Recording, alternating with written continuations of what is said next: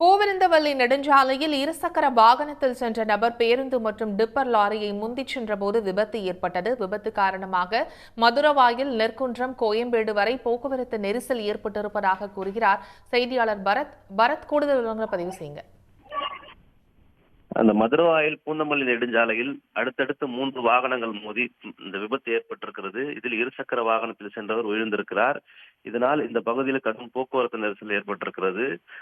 இந்த மதுரவாயில் பூந்தமல்லி நெடுஞ்சாலையானது கடும் பரபரப்பான சாலை. இன்று காலை வழக்கம் போல பள்ளிக்கு செல்வர், கல்லூரிக்கு செல்வர் போன்ற பணிக்கு செல்வோர் அனைவரும் சென்று கொண்டிருக்கிறார்கள். இதனால் இந்த சாலையானது பரபரப்பாக காணப்படுகிறது. இந்த சூழ்நிலையில் இந்த இருசக்கர வாகனத்தில் சென்ற நபர் அந்த சாலை வழியாக வந்த டிப்பர் லாரி மற்றும் பேருந்தை கடக்க முயற்சி செய்திருக்கிறார். அப்போது விபத்து ஏற்பட்டிருக்கிறது. இதில் டிப்பர் லாரி மோதி அந்த இருசக்கர வாகனத்தில் சென்றவர் படுகாயமடைந்து சம்பவ இடத்திலேயே உயிரிழந்தார்.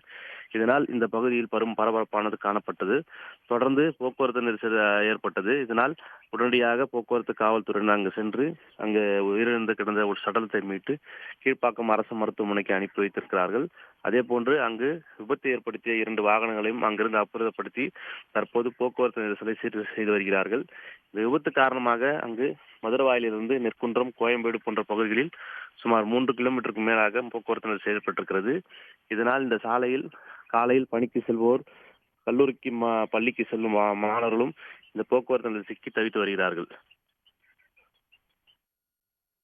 தகவல்களுக்கு நன்றி பரத். உடனுக்குடன் செய்திகளை தெரிந்து கொள்ள சன் நியூஸ் பெல் ஐகானை கிளிக் பண்ணுங்க.